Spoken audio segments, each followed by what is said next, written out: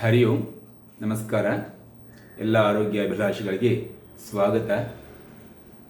ನಮಗೆ B P ಜಾಸ್ತಿ ಆದಾಗ ಕೆಲವೊಂದು ಸಿಂಪ್ಟಮ್ಸ್ ಕಾಣಿಸಿಕೊಳ್ತವೆ.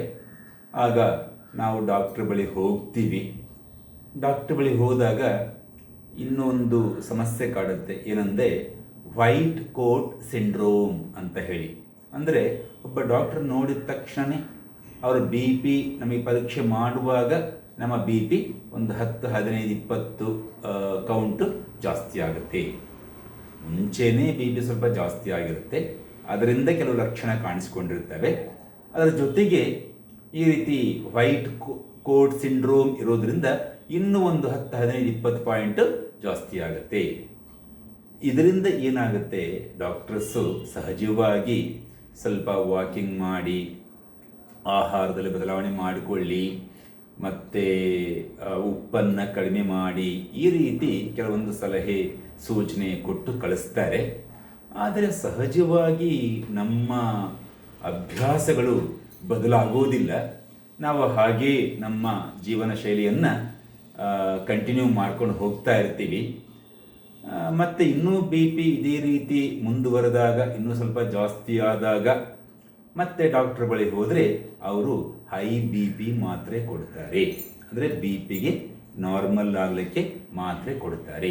ಯಾಕೆ ಬಿ ಪಿ ನಮಗೆ ಜಾಸ್ತಿ ಆಯಿತು ಅನ್ನೋದಕ್ಕೆ ನಾನು ನಿಮಗೆ ಚಿತ್ರ ಸಮೇತ ನಾನು ನಿಮಗೆ ತೋರಿಸ್ತೀನಿ. ಸ್ವಲ್ಪ ಅದನ್ನು ಕೊಳ್ಳಿ.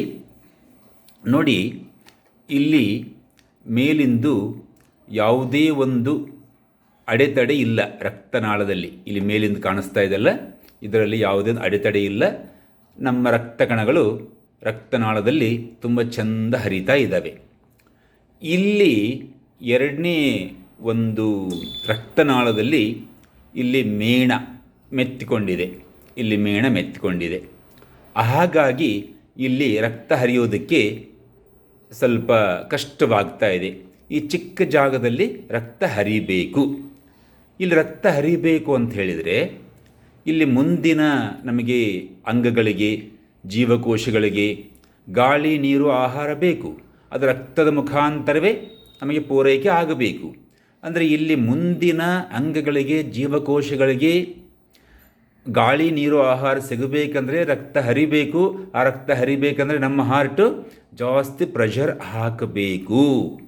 ಹಾಕಿದಾಗ ಮಾತ್ರ ರಕ್ತ ತುಂಬ ಚೆನ್ನಾಗಿ ಮುಂದಕ್ಕೆ ಕೂಡ ಹರಿಯುತ್ತೆ.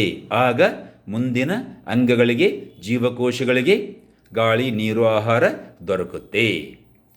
ಸೊ ನಮಗೆ ಡಾಕ್ಟ್ರ್ ಬಳಿ ಹೋದಾಗ ಬಿ ಪಿ ಜಾಸ್ತಿ ಆಗಿದ್ದು ಈ ಒಂದು ಬ್ಲಾಕೇಜಿಂದ. ನಮಗೆ ಹೈ ಬಿ ಪಿ ಮಾತ್ರ ನಾರ್ಮಲ್ ಆಗಲಿಕ್ಕೆ ತೆಗೆದುಕೊಂಡ್ರೆ ಇದು ಕರಗೋದಿಲ್ಲ. ಆದರೆ ಏನಾಗುತ್ತೆ, ಬಿ ಪಿ ಮಾತ್ರ ನಾರ್ಮಲ್ ಆಗುತ್ತೆ. ಬಿ ಪಿ ನಾರ್ಮಲ್ ಆಗೋದ್ರಿಂದ, ಅಂದರೆ ಹಾರ್ಟ್ ಪ್ರೆಷರ್ ಕಡಿಮೆ ಆಗೋದ್ರಿಂದ ಇಲ್ಲಿ ಮುಂದೆ ಹರಿಯುವಂತಹ ರಕ್ತ ಎಷ್ಟು ಹರಿಬೇಕು ಅಷ್ಟು ಹರಿಯೋದಿಲ್ಲ. ಹರಿದೇ ಇದ್ದಾಗ ಮುಂದಿನ ಅಂಗಗಳಿಗೆ ಗಾಳಿ, ನೀರು, ಆಹಾರ ದೊರಕೋದಿಲ್ಲ ಅಂದರೆ ಜೀವ ಪ್ರಕ್ರಿಯೆ ಸರಿಯಾಗಿ ನಡೆಯೋದಿಲ್ಲ. ಸೊ ಆ ದೃಷ್ಟಿಯಿಂದ ಈ ಹೈ ಬಿ ಪಿ ಮಾತ್ರೆಯನ್ನು ನಾರ್ಮಲ್ ಆಗಲಿಕ್ಕೆ ತೆಗೆದುಕೊಂಡ್ರೆ ಖಂಡಿತ ದೀರ್ಘಕಾಲದಲ್ಲಿ ನಮಗೆ ತೊಂದರೆಯೇ ಹೊರತು ನಮಗೆ ಲಾಭ ಅಂತೂ ಆಗೋದಿಲ್ಲ. ನೋಡಿ, ಇಲ್ಲಿ ಏನಾಗಿದೆ, ಆ ಒಂದು ಬ್ಲಾಕೇಜ್ ಜಾಸ್ತಿ ಆಗಿಬಿಟ್ಟು ನಂತರ ಇಲ್ಲಿ ತನಕ ಬಂದು ನಂತರ ಅಲ್ಲಿ ವಾಪಸ್ಸು ಅವು ಹೊರಟೋಗ್ತವೆ. ಅದರ ಮುಂದೆ ಸಿಕ್ಕೋದೇ ಇಲ್ಲ ನಮಗೆ ಗಾಳಿ, ನೀರು, ಆಹಾರ ಮುಂದಿನ ಜೀವಕೋಶಗಳಿಗೆ, ಟಿಶ್ಯೂಗಳಿಗೆ ಸಿಕ್ಕೋದೇ ಇಲ್ಲ. ಆಗ ನಮಗೆ ಹಾರ್ಟ್ ಅಟ್ಯಾಕ್ ಆಗುತ್ತೆ, ಹಾರ್ಟ್ ಫೇಲ್ ಆಗುತ್ತೆ. ಸೊ ಈ ರೀತಿ ಆಗಬಾರ್ದು ಅಂದರೆ ನಾನು ಹೇಳುವಂಥದ್ದು, ದೀರ್ಘಕಾಲದಲ್ಲಿ ನೀವು ಈ ರೀತಿ ಬಿ ಪಿಗೋಸ್ಕರ, ಹೈ ಬಿ ಪಿಗೋಸ್ಕರ ನಾರ್ಮಲ್ ಮಾಡಿಕೊಳ್ಳೋದಕ್ಕೆ ಮಾತ್ರೆ ನುಂಗುವುದನ್ನು ಬಿಡಿ. ಅದರ ಬದಲು ತರಕಾರಿಗಳನ್ನು ಹೆಚ್ಚಾಗಿ ಬಳಸಿ, ತರಕಾರಿ ರಸವನ್ನು ಕುಡಿಯಿರಿ, ಎಳನೀರನ್ನು ಕುಡಿಯಿರಿ, ನೀರನ್ನು ಸರಿಯಾದ ಪ್ರಮಾಣದಲ್ಲಿ ಕುಡಿಯಿರಿ, ಮತ್ತು ಉಪ್ಪನ್ನು ಕಡಿಮೆ ಮಾಡಿ, ಎಣ್ಣೆಯಲ್ಲಿ ಕರಿದಿರುವಂಥ ಪದಾರ್ಥಗಳನ್ನು ಪ್ರತಿನಿತ್ಯ ಸೇವನೆ ಮಾಡಲಿಕ್ಕೆ ಹೋಗಬೇಡಿ, ಜಾಸ್ತಿ ಸೇವನೆ ಮಾಡಲಿಕ್ಕೆ ಹೋಗಬೇಡಿ. ತುಂಬ ಹಿತಮಿತವಾಗಿ ಆಹಾರವನ್ನು ಸೇವಿಸಿ. ಇದನ್ನು ಮಾಡೋದರಿಂದ ಖಂಡಿತ ನಿಮ್ಮ ಬಿ ಪಿ ನಾರ್ಮಲ್ಗೆ ಬರುತ್ತೆ. ಜೊತೆಗೆ ಅನುಲೋಮ ವಿಲೋಮ ಪ್ರಾಣಾಯಾಮ ಒಂದು 20 ನಿಮಿಷ ಮಾಡಿ ಮತ್ತು ಒಂದು 3/4 ಗಂಟೆಯಿಂದ 1 ಗಂಟೆವರೆಗೆ ವಾಕಿಂಗ್ ಮಾಡಿ. ಬೆಳಗ್ಗೆ ಮತ್ತು ಸಂಜೆ 2 ಹೊತ್ತು ವಾಕಿಂಗ್ ಮಾಡಿ. ಇಷ್ಟೆಲ್ಲ ಜೀವನ ಶೈಲಿಯಲ್ಲಿ ಬದಲಾವಣೆ ಮಾಡಿಕೊಂಡ್ರೆ ಖಂಡಿತ ನಿಮ್ಮ ಬಿ ಪಿ ನಾರ್ಮಲ್ ಆಗತ್ತೆ. ನಿಧಾನವಾಗಿ ಈ ಒಂದು ಬ್ಲಾಕೇಜಸ್ಸು ಕರಗುತ್ತಾ ಬರ್ತವೆ. ಇದರಿಂದ ನಿಮ್ಮ ಬಿ ಪಿ ನಾರ್ಮಲ್ ಆಗುತ್ತೆ. ಆಗ ಹೈ ಬಿ ಪಿ ಮಾತ್ರೆಗಳನ್ನು ತೆಗೆದುಕೊಳ್ಳುವಂಥ ಅವಶ್ಯಕತೆ ನಿಮಗೆ ಉಂಟಾಗೋದಿಲ್ಲ.